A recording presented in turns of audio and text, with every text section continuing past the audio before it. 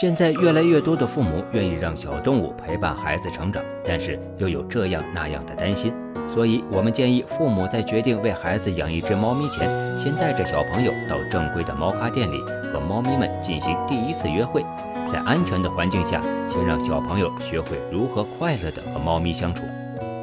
在见到猫咪之前，我们先要做好个人卫生，因为有很多病菌实际上是由人类从外界带进来的。洗手、除菌、穿鞋套，这些都是为了保护猫咪的安全。这样的好习惯，将来也要带回家哦。进门后，请小朋友先不要着急和猫咪接触，首先要认真学习一下猫咪的身体哪里可以摸，哪里不要摸，这样猫咪会更开心，小朋友会更安全。来看看小朋友的学习成果吧。这个头是可以摸的，头后面的耳朵正好也是可以摸的，而且尾巴就是这个尾巴前面一点的也是可以摸的，下巴也可以摸。撸猫的时候一定要安静，你看，就是现在我很安静，然后基本所有的猫咪都在我身边了。提醒大家，户外的野猫是哪里都不可以摸的，尤其对于孩子来说特别危险。猫咖的猫咪在安全的环境中一般和人类都很亲热。那么如何与初次见面的小猫咪搞好关系呢？让有经验的养猫小姐姐先来教给小朋友吧。我们都是第一次来猫咖，小猫的话是跟你是不太熟的，你不要说站着就去猫它，它会很害怕的。你要跟猫一个平的视角，蹲在那里，然后就伸手让它先闻一下你的气味，它觉得你没有危险了，你可以稍微的摸它的头或者是下巴，不要说猛地去抓它，它会很害怕，它一怕它就会跑，那你就不要追它了，因为说明它很害怕你。当然你不要强行抱着它，因为猫猫不喜欢就是别人强迫它干一件事情。那个小矮脚比较胆小，我怎么可以把它引诱出来？你比如说这只猫猫躲起来了，你想比如说让它出来，你可以像用我们的逗猫棒，因为猫猫就对这种就是会动的东西或者声音它会很敏感的。零食也是可以的，当然当我们在比如像喂这种猫条的时候，就是我们撕开不要手放在这里，像有的猫猫它比如吃食会比较快，它就很有可能比如说你手放这里的时候，它哐一吞就会咬到你的手，所以我们最安全的就是这样子给它往前一点点挤，一点点挤让它吃。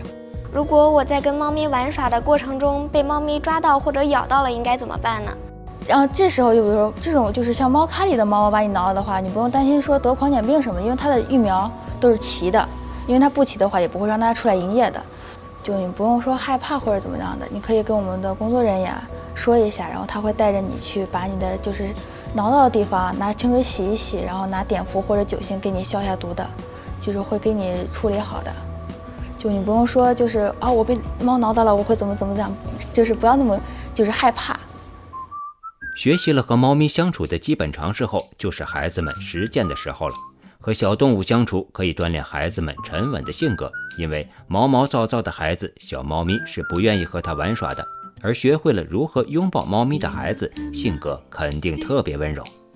我们在抱猫的时候，先要用右手托住猫咪的两个手的下面，然后再用左手托住它的肚子位置，然后再去接它的腿，再让它的爪子搭在自己的手臂上。然后如果它反抗的话呢，就可以轻轻地抚摸一下它的后脖梗，就是脖子这块位置，它就会特别乖，然后就像妈妈舔它那个样子，你就可以尽情地感受撸猫的乐趣了。猫咪特别爱玩耍，如果它愿意和你玩游戏了，那说明它已经非常信任你了。小朋友学会如何与猫咪玩耍，快乐和谐地增进感情，那么这次约会就太完美了。